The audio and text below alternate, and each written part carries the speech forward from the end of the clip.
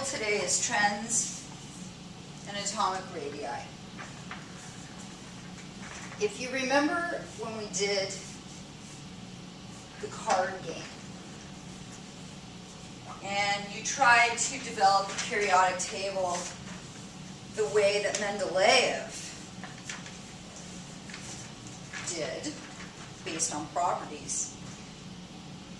If you remember those cards, think about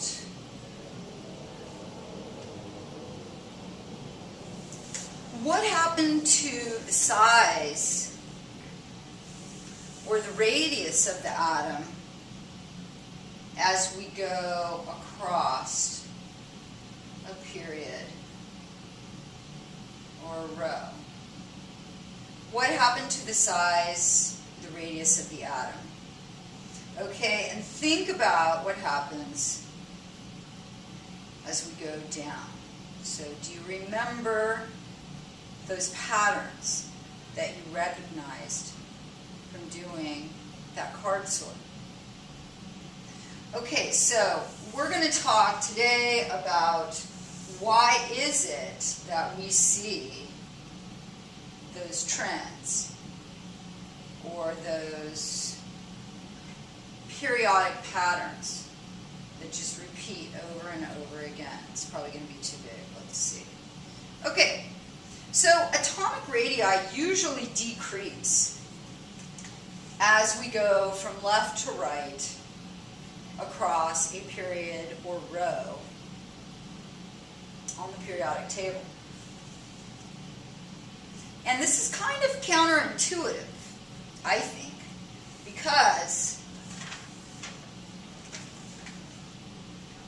of course, as we're going across, we're getting ever more numbers of protons and electrons.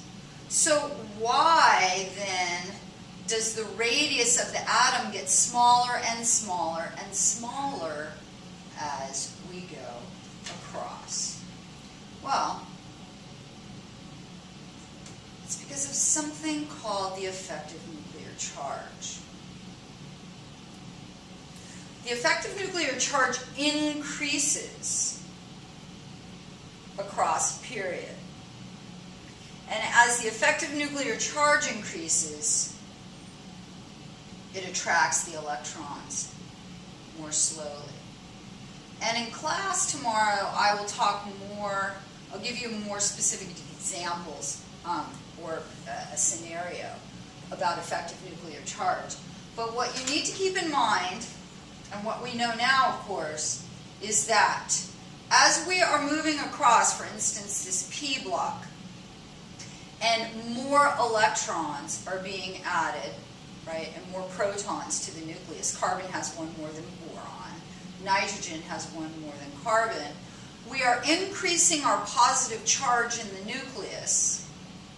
And yeah, we're increasing our number of electrons, but they're all being added to the same quantum energy level.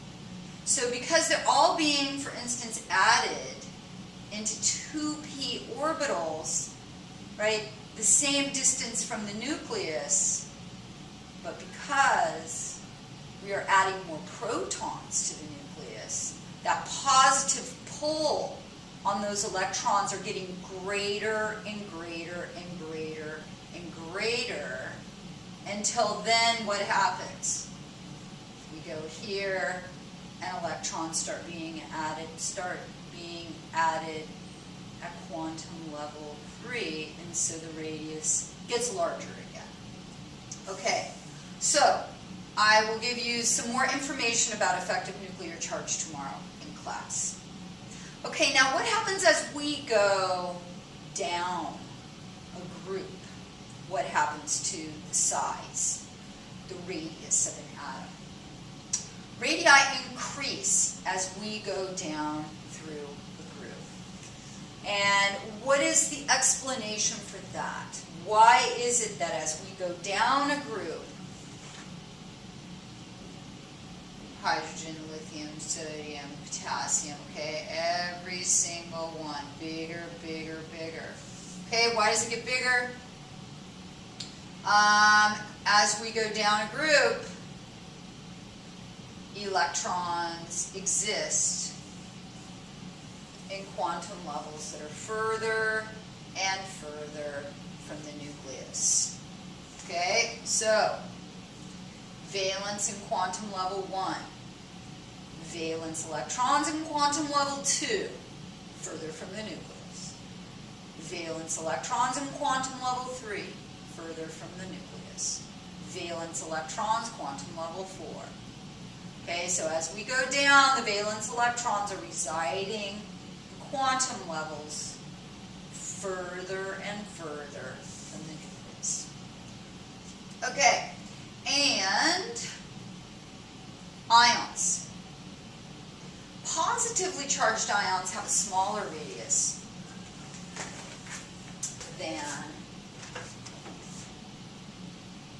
the neutral atom because same number of protons are pulling on less electrons. So let's say we have a sodium atom,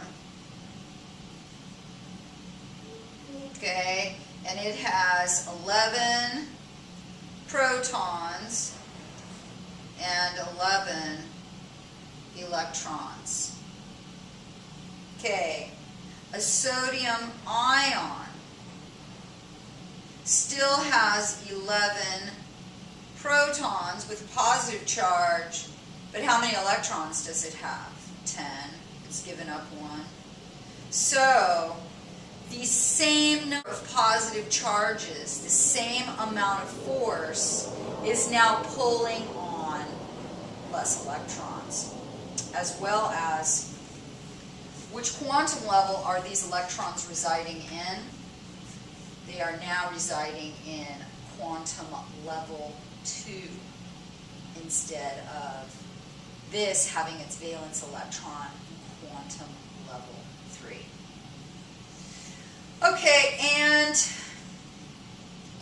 negatively charged ions have a larger radius than the neutral atom because the same number of protons are pulling on more electrons.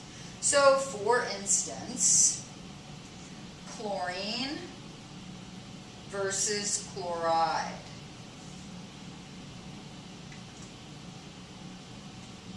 Chlorine has 17 protons, 17 electrons.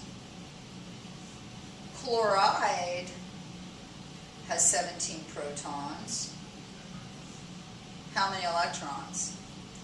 18 electrons. And so these 17 protons are having to pull on and pull in 18 electrons. And so they can't pull in as tight. Now, the other thing, okay, that's really important here is electron-electron repulsion. The more electrons you have, the more those negative charges are going to repel each other. And so that also causes this thing to swell up. So electron-electron repulsion, we have one more electron here than we had here. And so because of that, that repulsion is going to swell that thing up just a little tiny bit more, as well as the fact we've got 17 protons now pulling on 18 electrons. So this one, again, right, we've got the same number of protons pulling on less electrons so that they can pull in tighter. But the other thing you need to keep in mind about this is that for sodium, its valence electron in this context is in quantum level 3. As soon as it loses that valence electron and now is a sodium ion, where are all of these electrons located? Where are their valence electrons located in quantum level 2. And so the valence electrons now are residing, what are now the valence electrons, are residing in a quantum level closer to the nucleus than the single valence electron that is in this sodium neutral atom. All right, that's all.